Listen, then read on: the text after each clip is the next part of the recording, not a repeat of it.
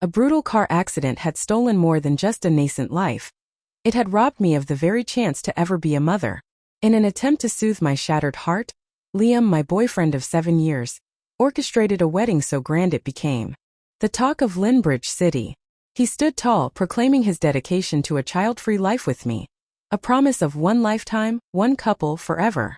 Everyone, myself included, believed I owed him my entire existence for such devotion.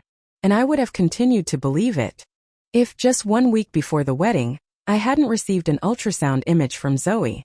If I hadn't learned that the car accident was no accident at all, but a meticulously cruel design by Liam himself. 1 week before my wedding to Liam, the pregnancy report from Zoe landed in my inbox like a grenade.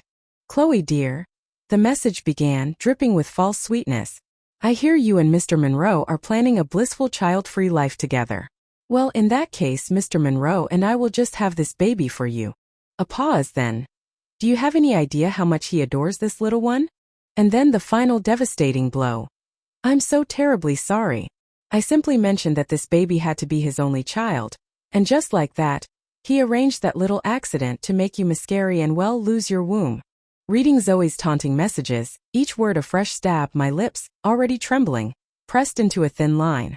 My hands, heavy as lead, fell uselessly to my sides. The next second, a warm chest enveloped me from behind. "Darling, what are you thinking about so intently?" "Liam." He nuzzled my earlobe, his touch usually a comfort, now a brand of revulsion. I remained still, my expression carefully neutral as my index finger silently pressed the power button, extinguishing the phone screen and Zoe's venomous words. "Nothing important." I stared at our reflection in the glass window, Liam holding me close, a perfect picture of loving devotion. My eyes, betraying me, reddened with unshed tears. A knock, sharp and unheralded, broke the suffocating silence. Dozens of delivery men began to fill our spacious 200-square-meter apartment with what seemed like hundreds of potted daisies. An ocean of white and yellow. I remembered Zoe's message from earlier that day, a smug addendum. "My greatest wish is for my lover's eyes to be filled only with me. If I'm not there, he must use daisies to represent my boundless love." Seeing me stare, transfixed and pale, at the sea of flowers, Liam pulled me into an even tighter embrace, his voice dripping with indulgent affection. "You love them so much, don't you? We'll plant our balcony full of daisies just for you, shall we?" A humorless smile stretched my lips. My chest ached with an unspeakable, suffocating acidity. "Liam," I said, my voice quiet but firm, "if it's not unique, I don't want it." Though he couldn't grasp the full meaning of my words, a beat of his heart stuttered. A strange, inexplicable panic began to unfurl from deep within him. He tightened his hold, as if the physical pressure could somehow dispel his unease. "All right, my love. Next time, I promise, it will be a surprise that's uniquely yours."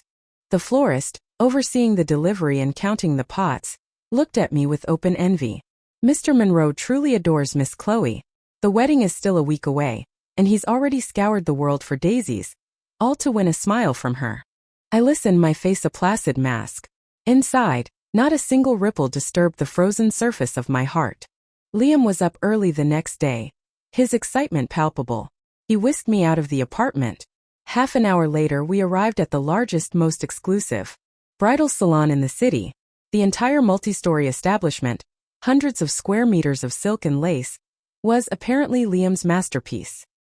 He stood with his arms crossed, beaming like a proud puppy, preening for my praise. "Chloe, my love, I contacted over 100 designers from all over the world. They've custom-made 15 unique wedding gowns, just for you to choose from." Several salon assistants waiting to attend to me cooed with undisguised admiration, their flattery flowing like cheap wine.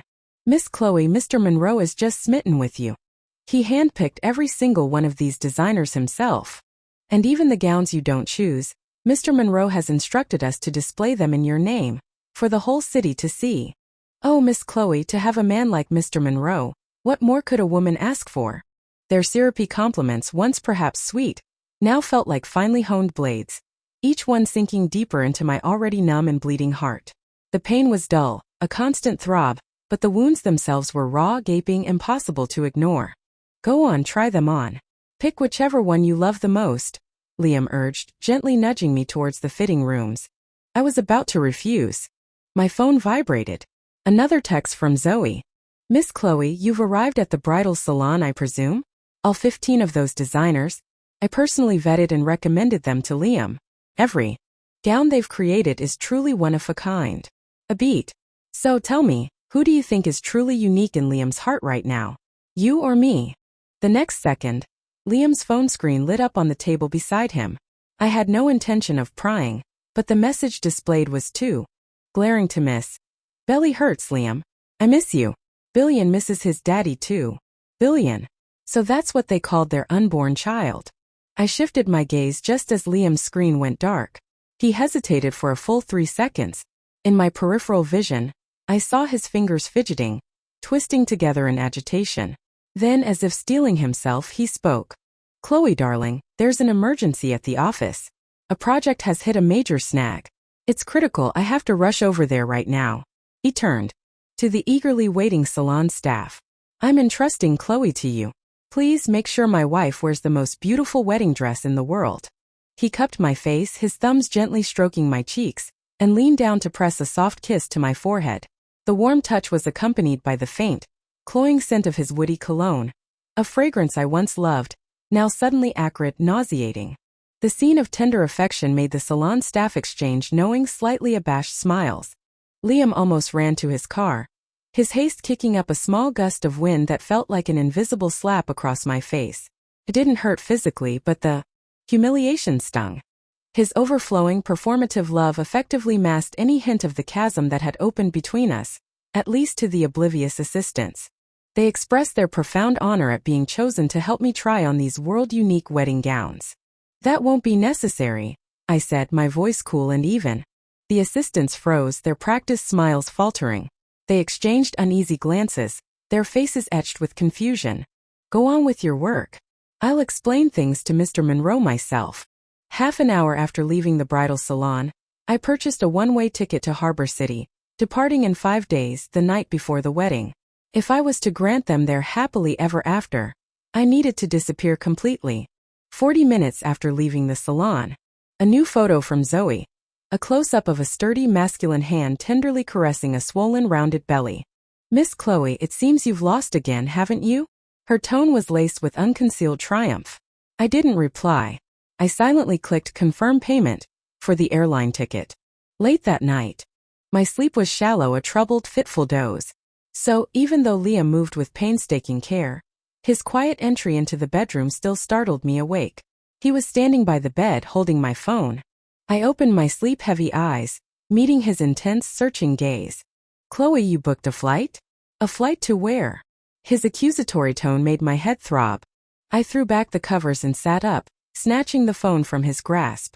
Sensing my sudden tension, a visible wave of panic washed over Liam's face.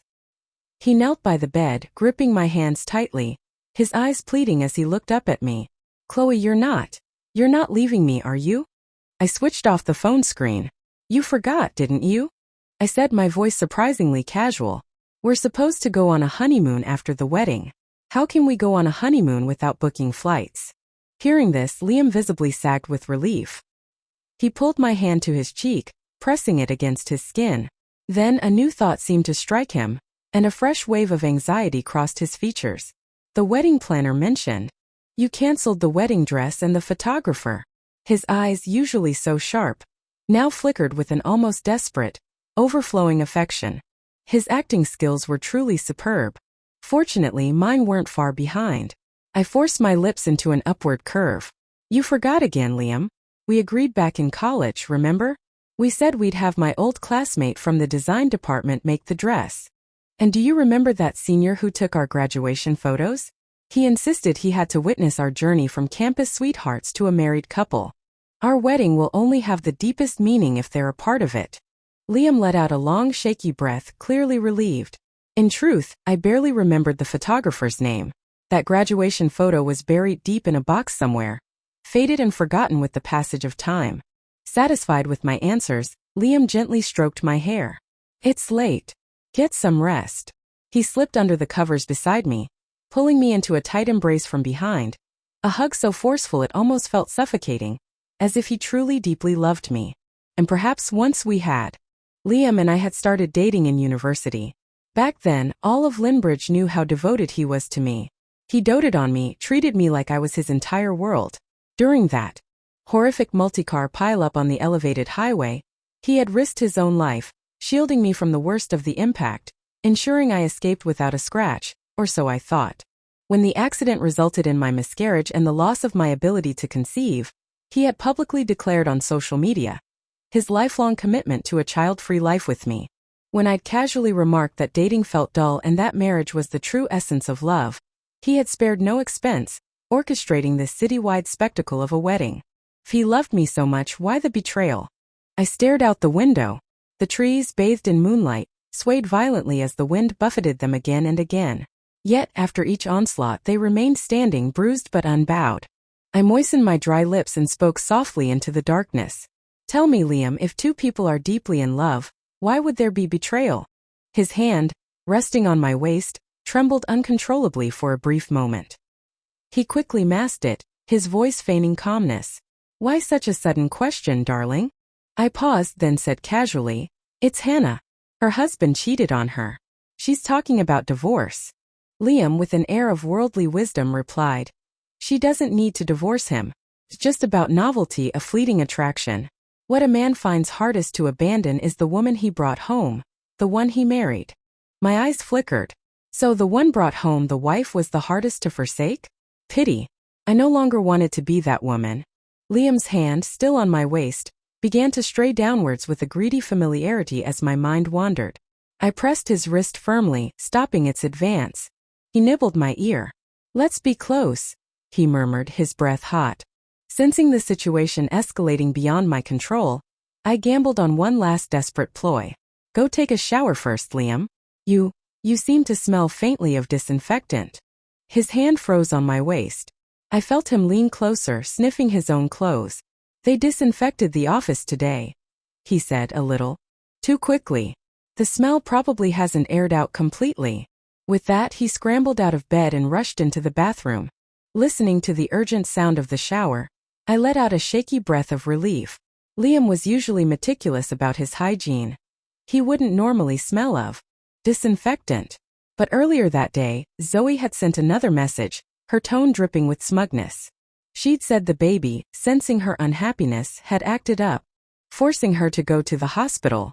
She'd gushed about how, even though not everyone could understand the hardships of pregnancy, she was so fortunate to have someone there, constantly soothing her anxieties at the hospital.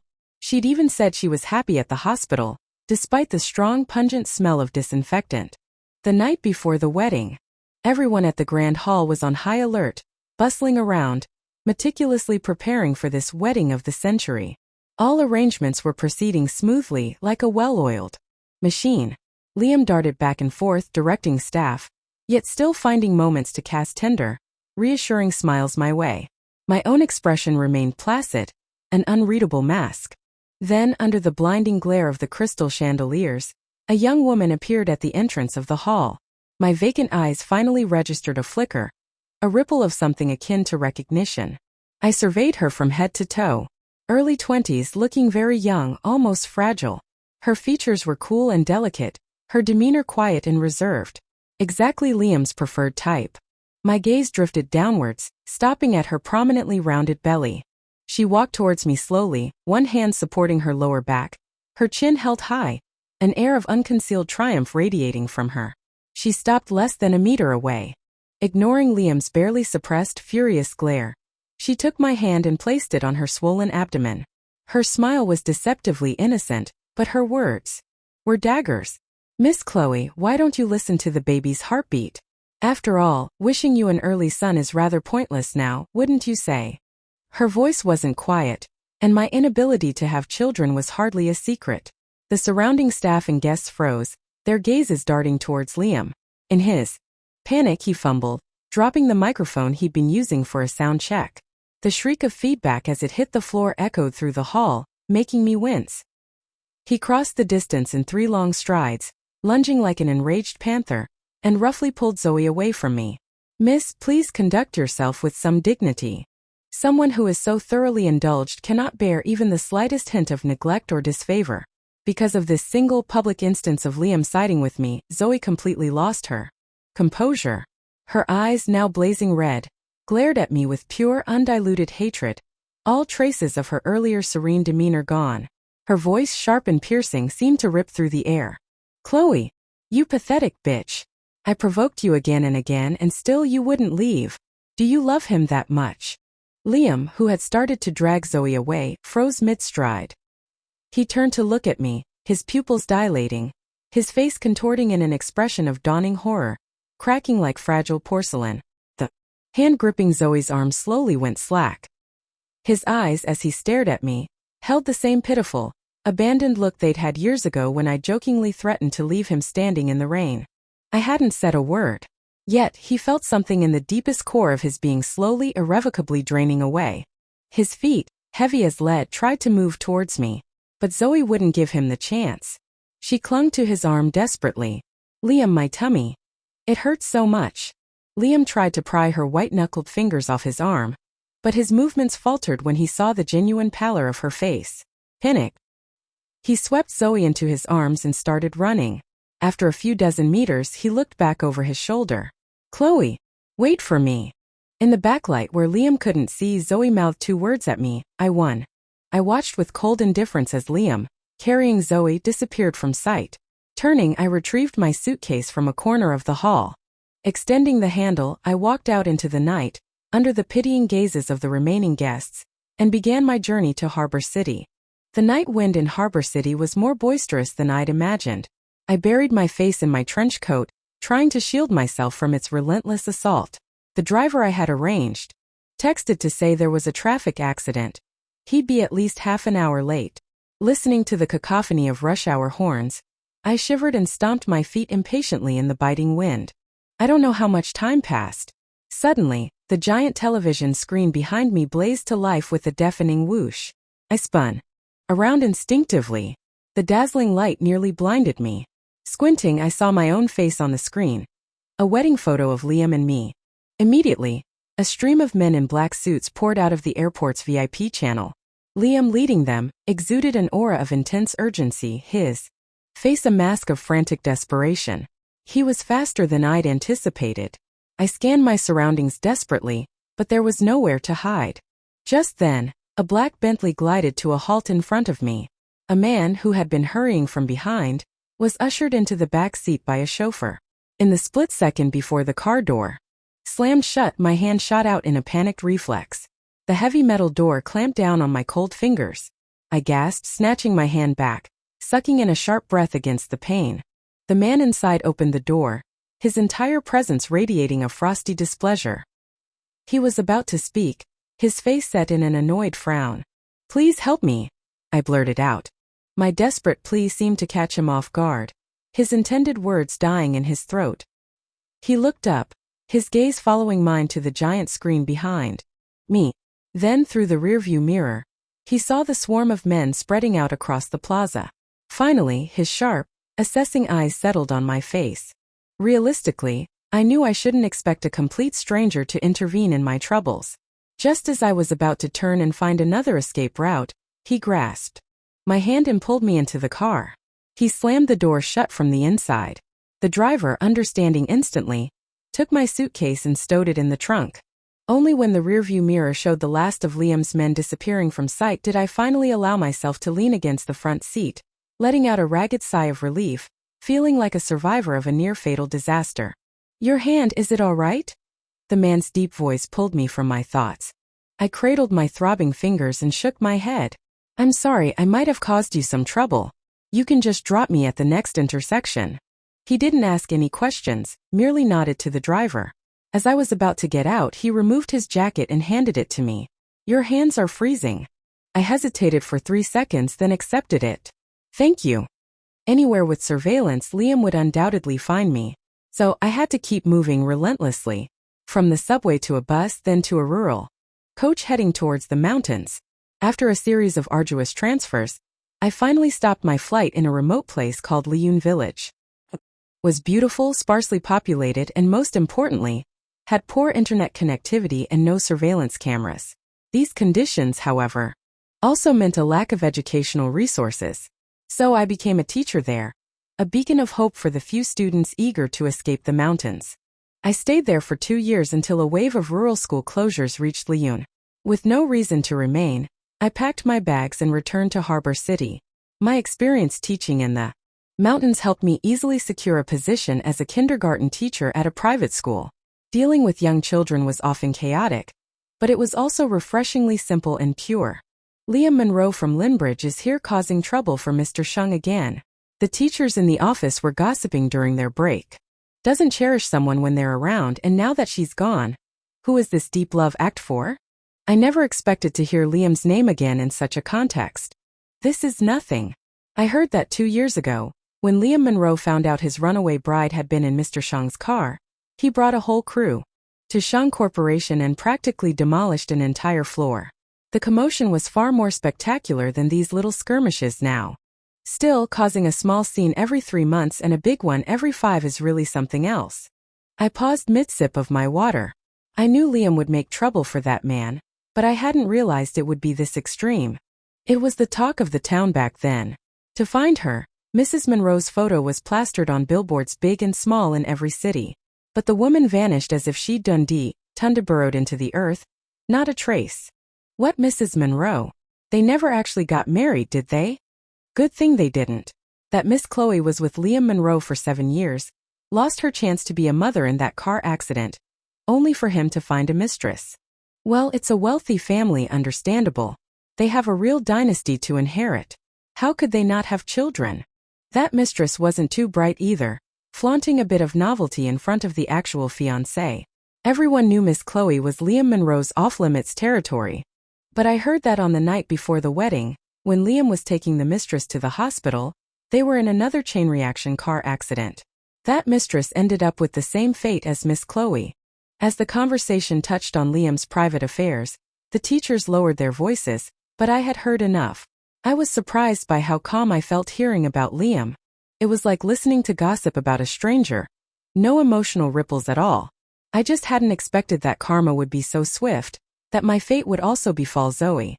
By the way, Teacher Chloe, one of them said, turning to me, speaking of which, you bear a striking resemblance to Liam Monroe's runaway wife. And you both share the surname Zhou, and are both named Chloe. My hand holding the water cup froze. Although years of exposure to the sun and wind on the dusty mountain slopes had weathered away some of my youthful freshness, my features were fundamentally the same. I forced a smile, intending to brush it off lightly. If she were that fortunate, wouldn't she just be living a life of leisure by now? A young teacher, surnamed Sun, who had been silent until now, interjected with a sarcastic, pointed tone. I said nothing more. That kind of fortune was something I genuinely couldn't bear. Tightening the cap on my water bottle, I looked at the two gossiping teachers. This Mr. Shung you mentioned is? The teacher who had been recounting the gossip spoke up. The CEO of Shung Corporation, Shan Shung. He's also the main investor in our kindergarten. I nodded thoughtfully. It was never my intention to cause him trouble. I hadn't anticipated that the repercussions of my escape from the wedding would linger for so long. It was time for this farce to end. Where can I meet him? My question made all 3 teachers in the office stare at me, stunned. Chloe, you really think you're someone special, don't you? Do you imagine Mr. Shang is someone you can just meet whenever you please? Teacher Sun's sneering words were cut short as the office door was violently kicked open from the outside with a loud bang. Liam's familiar face, after 2 long years, reappeared in my line of sight. I knew that if I returned to Harbor City, Liam, with his resources, would find me sooner or later. I just hadn't expected it to be this fast. Chloe! Liam's voice choked. He dragged his heavy feet forward, finally closing the distance he hadn't been able to bridge on the eve of our wedding. 2 years. Like me, he looked older, worn down, haggard. The sharpness and cunning that once defined his eyes were gone, replaced by a fragile, broken look, as if he might shatter at any moment. He stood before me just as Zoe had once stood before me, so close, so nauseatingly close. My Chloe, you've lost weight. His reddened eyes welled with moisture. His trembling hands reached for my face. I turned my head away, creating distance. Dirty. He roughly wiped the tears escaping the corners of his eyes with his sleeve, then frantically rubbed his hands on his expensive suit, over and over muttering, "Wipe them clean. Wipe them clean, then Chloe won't think they're dirty." He rubbed until his palms were raw and bleeding, but still he didn't stop. Enough, Liam. What's the point? I looked away from him, towards the children playing freely outside the window. It's not enough. Chloe, it's not enough. He tried to approach me, but seeing the revulsion on my face, he reluctantly retreated a few steps. We could have had a beautiful future, Liam, if you had hidden Zoe well enough. If I hadn't found out that you orchestrated my car accident. I recounted the facts calmly, my voice devoid of inflection. But Liam reacted as if struck by lightning, collapsing to his knees before me. It was all Zoe. She told me. She said if you couldn't have children, you'd be bound to me for life by guilt, completely devoted. That's why I did that to you. At the time, I had no idea you were pregnant with our child. If I had known, I would have died before I let that happen. I had long since made peace with the past. But that child, my child, I too could have had a lively, adorable baby. Because of Zoe's twisted words about devotion, because of Liam's desire for guilt-ridden loyalty, I had lost my right to be a mother forever. Who gave them the right to so carelessly alter someone else's life? I closed my eyes, a wave of bitterness washing over me. I warned her, Liam continued, his voice cracking. I told her never to show her face to you, never to upset you. But somehow she got your number and said all those things to you. She never won against you, Chloe. How dare she act so arrogantly in front of you? She's not worthy. In my heart, you were always the only one, the unique one. I swear, I will never let anyone harm a single hair on your head ever again. Please, I'm begging you, don't leave me, okay? Liam's relentless, desperate advance was suffocating.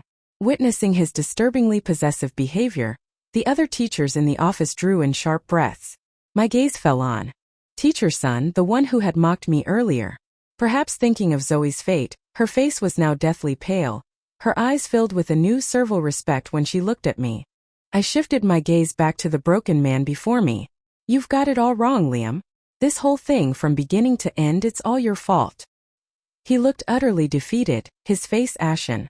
Tell me, Chloe, please, just tell me what I have to do for you to forgive me. He clutched at the hem of my clothes, his grip desperate, unyielding.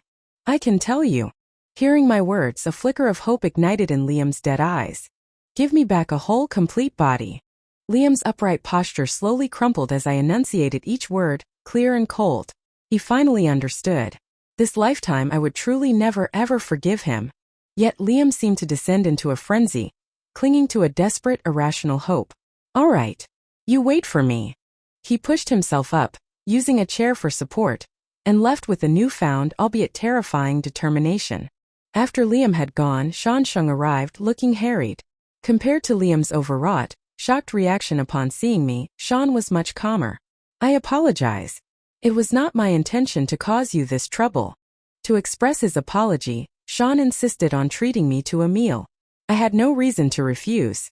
We chose a small wonton shop just outside the kindergarten. The steaming bowls of wontons arrived, fragrant with seaweed and dried shrimp, the broth clear and light, perfectly suited to my taste. Sean took off his jacket, draping it over the back of his chair. He rolled up his sleeves, revealing strong, muscular forearms.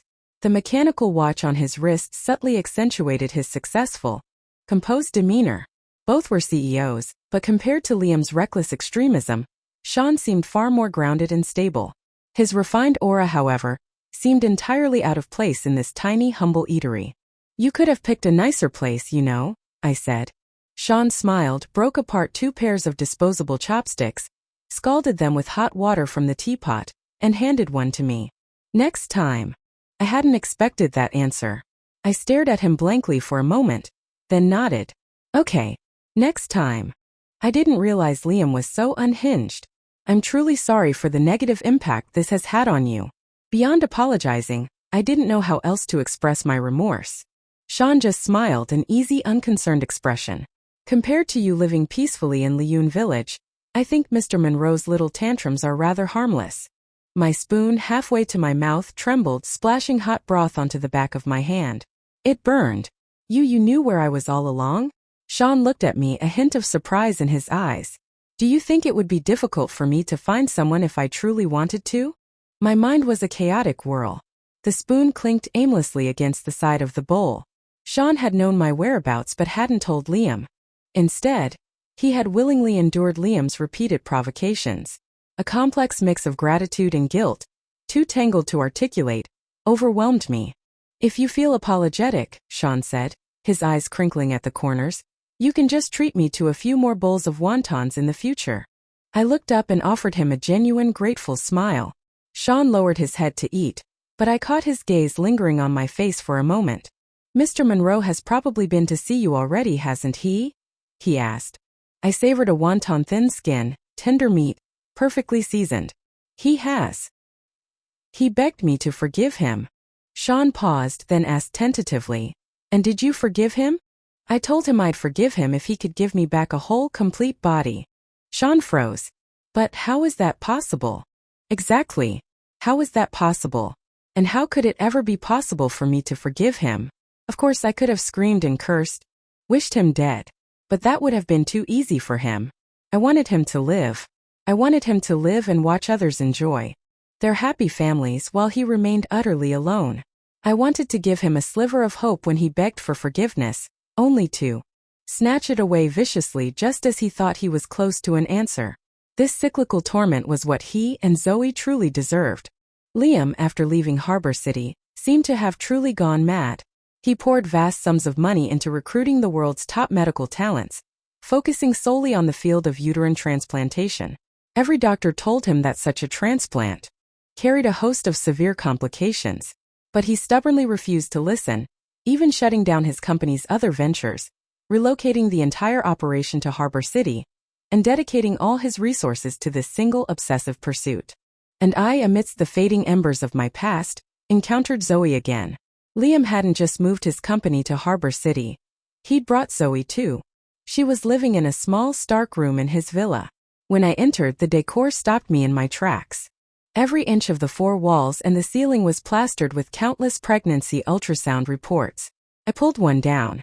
It was the same one Zoe had sent me 2 years ago. I would never forget that image as long as I lived.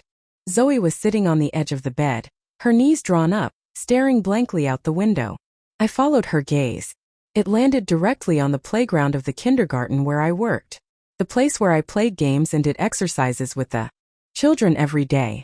He had confined Zoe, a perfectly healthy woman, to this room, forcing her to witness my happiness, my life moving on day after day. All I could say was, when it came to psychological torture, Liam was even more adept than I. Hearing a noise behind her, Zoe, who had her back to the door, whirled around. Liam, you came to see me, didn't you? Pathetic. Even now, she still harbored illusions about him. Her hopeful gaze faltered and died when she saw me. Rage, resentment, and then fear contorted her features. Chloe! She hissed my name through clenched teeth, her eyes blazing red. Then, before I could react, she lunged at me, her hands unexpectedly clamping around my neck. Why? She shrieked, her grip tightening. Why, when Liam loved both of us, can he be so devoted to you, yet so utterly disgusted by me? It's all your fault. I was the one he loved most. The pressure on my throat intensified. My vision began to blur, the air thinning. Just as I thought I was about to die there, Liam, who must have rushed over in a panic, kicked Zoe away with brutal force. A sickening thud echoed as her body slammed against the wall. She slid down, clutching her abdomen, curling into a fetal position on the floor. Liam, my tummy. It hurts so much. The chillingly familiar words instantly transported me back to that wedding eve 2 years ago, when Liam had carried Zoe away. I realized then that even if Liam had vehemently rejected Zoe in front of me at that moment, it wouldn't have stirred a single ripple in my heart. The feeling of love can be vague, elusive, but the feeling of not loving someone? That was crystal clear. Her words, however, seemed to trigger something in Liam. He lunged at Zoe like a wild animal, his hands closing around her throat with a ferocity that was 10 times greater than what she had just inflicted on me. You bitch, he roared. It's all your fault. If you hadn't used that excuse to trick me 2 years ago, I wouldn't have gone 2 whole years without even seeing Chloe's face. Watching them like 2 dogs tearing at each other, I felt no satisfaction, no pleasure. The passage of time had eroded any interest I might have once had in their drama. Suddenly, as if struck by a thought, Liam abruptly released Zoe's throat. Doctor, he yelled, his voice urgent. His desperate call for a doctor reignited a flicker of light in Zoe's desolate eyes.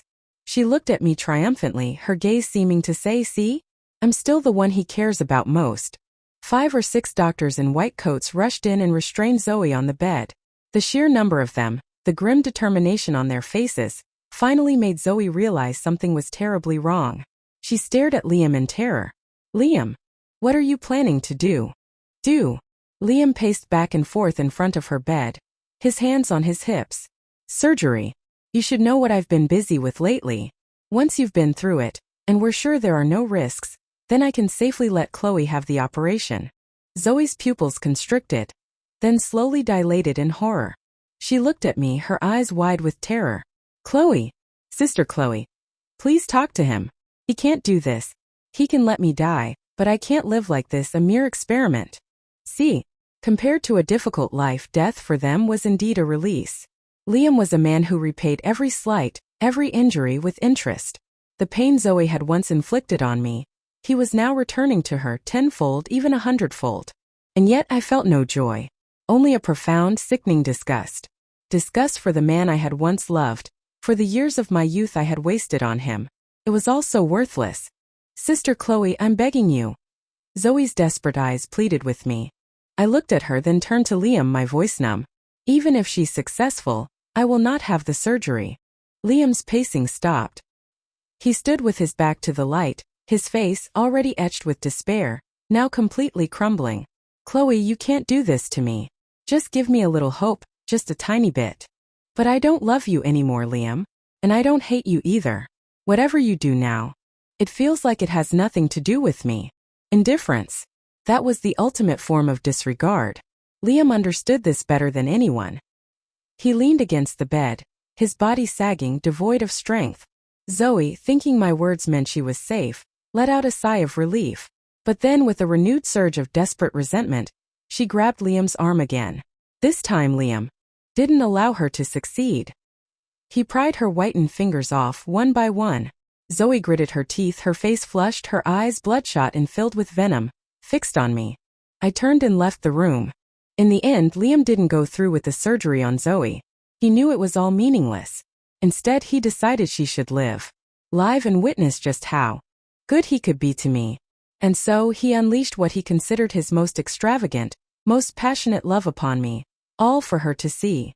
He gave Zoe a phone. He sent her photos of him bringing me 3 meals a day. Photos of him selecting the most expensive, most beautiful gifts for me.